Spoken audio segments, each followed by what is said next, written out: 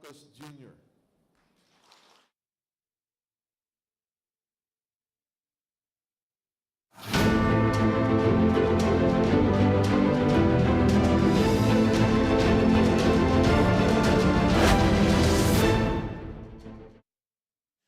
The National Invention Contest and Exhibits awardees. Congratulations.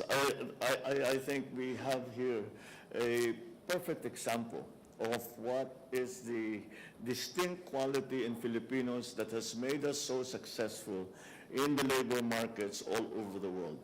And that is ingenuity. Hindi tayo sanay dahil hindi galing tayo sa Pilipinas na hindi naman kumpletong gamit natin, nakakapaghanap tayo ng remedyo. Ang Pinoy magaling makahanap ng remedyo. At kahit na limited lang ang resources natin, kahit na mahirap ang sitwasyon, walang masyadong kuryente, walang masyadong tubig, whatever it is, we find ways around that. And that's really the distinct for me. I always say that the success of Filipinos lies in their industry, their compassion, and resourcefulness. And resourcefulness always plays a big part of that. There's many expressions for that. Pero asikaso ang ginagawa ng Pilipino. Bahala ka na. Pagka, sir, hindi pwede. Hindi namin magawa dahil nasira yung... basta, asikasuhin ninyo. Bahala kayo. Hanapan nyo ng paraan. And Pinoys find a way because we have to. And that's part of our culture. That's why I'm so happy to be able to come here despite this imperfect weather that I was able to attend because I'm so curious to see what the awardees have done. And I can only congratulate you. And I hope and I know that you will inspire many other people to come up.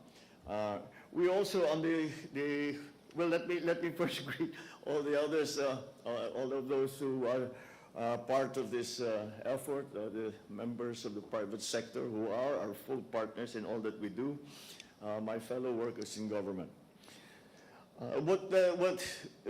There is also, now to continue with my thought, there is also a very strong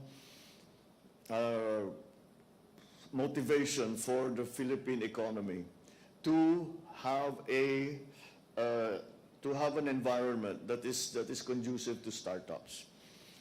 It's a difficult thing because startups generally have a failure rate that's rather high. It's the nature of startups.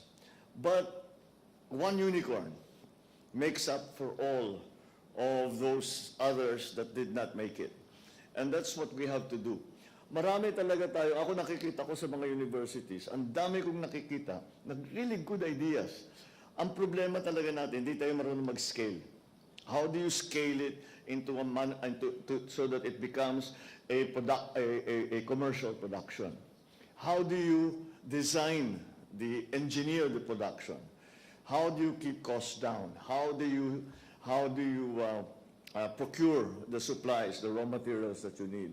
All of these things, the inventors who have mastered the technology do not necessarily have those skills of dealing with banks, of dealing with the market, of finding distributors, of all of these, and with the licenses, the patents, all of these things. And this is, I think, where the government can really put in a good hand. You must gain the advantage of your very fine intellectual property.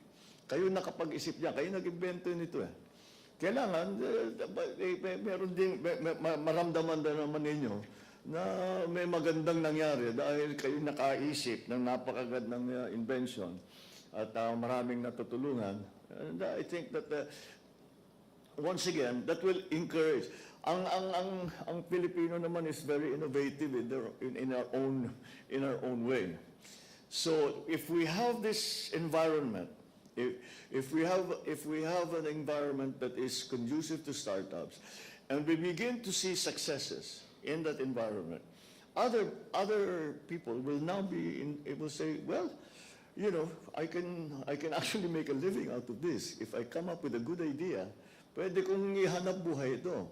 And that's what we want. That's what we want. We want them to be successful. And we want them to have, to gain the benefit from their very good work. All of these inventions here are very fine ideas and that you have put into reality. Hindi niyo lang inisip, nirenowing, pero ginawa talaga ninyo. Tinesting ninyo, gumawa kayong prototype. Yung nasira, inayos ninyo, dahan-dahan, hanggang na-perfect na ninyo. And that takes a great deal of persistence, determination, and a belief in the technology that you are developing. And that's what we see here today. And these are all applicable to the everyday lives of every Filipino. Maganda yung mga, you know, pwede rin tayo mag-design ng mga spaceship, di ba? Pero hindi naman bagay sa Pilipinas yun eh. Tama ito. Pero we have 15 million riders in the Philippines. You have the helmet for it. We also have the fishermen have been in a very poor shape for a very long time. We are really going to fish cages, and this is an even better and cheaper way of doing it. We here. This is napaka. When I was looking at yung para sa pag ano ng bigas. Like any good invention, when you see it happen, why did we think of this before? It's suddenly, it's naging obvious. Obviously, we need something like this. Obviously, we have to develop it. And that's a sign, that's truly a sign of a good invention. And the two inventions that have to do with, this one is the salt harvesting, and this is to the cleaning of the salt, all the way to table salt quality with an iodizer, all of the necessary, is an enormous help. Once we develop the salt industry, that is an enormous help, because for some strange reason, I think it's like 95% of our salt has been imported. It was based on a WHO recommendation that table salt should be iodized, and we didn't iodize our salt. But as table salt comprises, I think, 6-7% of the actual salt na ginagamit natin. We use it for fertilizer, coconut. We use it for the industrial purposes. So again, this is you can see these are relevant. They're not just pie in the sky. Well, it's a nice toy. You know, it's interesting. The science is fun. But it really has a practical purpose. And that's the most important part of this invention. They are brilliant ideas, but if they remain as an idea, then that's all they are. And it's no benefit really, well, except as a mental exercise perhaps for the inventor. But they're no benefit to the inventor or to anyone, to any of the communities. And that, I think, is the best quality of the inventions that we see here. They apply immediately to the everyday life of Filipinos, and in their way will improve the quality of life of everyday Filipinos. So I have the hearty congratulations to all of you. And of course the DOST for putting together the program. And that is what that will probably be my message today. Let's now make sure that we use these ideas. They're good ideas. We can't just put them in and then, you know, store them away and kalimutan na natin. Gamitin natin to. They are good ideas. And so let's find a way to make it commercialized, to put it in the market, and for people to gain, for people to enjoy the advantages of all the new technologies that you have developed, all the advantages that it brings. I hope that there will be more of these awards. I mean, we can increase the categories if you want, because we really want. I'm a great believer in Pinoy. Talagang ang Pinoy may asikasong sariling Pinoy. Yung Pinoy talaga, basta hanapan mo ng paraan. Huwag ka nang magreklamo, hanapan mo ng paraan. Ganyan ang buhay ng Pinoy.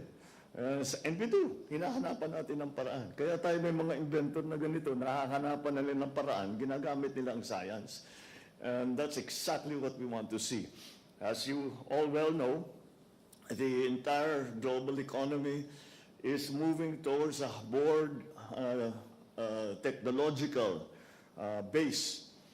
Whereas before, you could see that technology played a part, but now technology is the business. And so that's why we have to continue to encourage all these brilliant Filipino minds to come together and say that and find ways to make lives easier. I'm sure all of you were inspired by your own personal experience. The high school students who won I asked them, rider kayong lahat? Oh, rider silang lahat. Nagmumotor silang lahat. Kaya naisip nilang imbentuhin ito. And I'm sure all of you also gained from your own personal experience. And that's what we like to see. That's what I like to see is you see, you are conscious of the environment that you have. You can see your community members nahihirapan dahil hindi maganda yung makinaga na ganito. It doesn't come out with a good product. Let's find a way to make it better. And that's what we need. That's what we need. We need high tech, certainly, but most importantly, relevant technologies that apply to the lives of Filipinos. And that is what you have done here. And so my most heartfelt congratulations. Well done. Keep it up. Keep inspiring the other inventors. And I hope to see many, many more of these wonderful Filipino inventions. Congratulations sa inyo lahat. Maraming salamat. Magandang umaga. Thank you very much, Mr. President. At this point, may we request the President to kindly grant us a photo opportunity. May we call on the Nice Invention winners to please come on stage. Nice researchers, please get ready.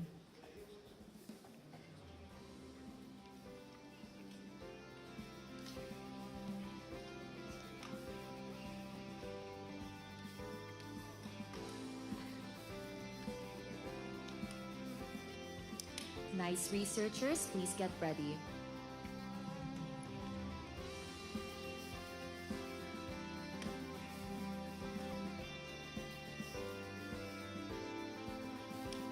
Thank you so much. Please exit to your right.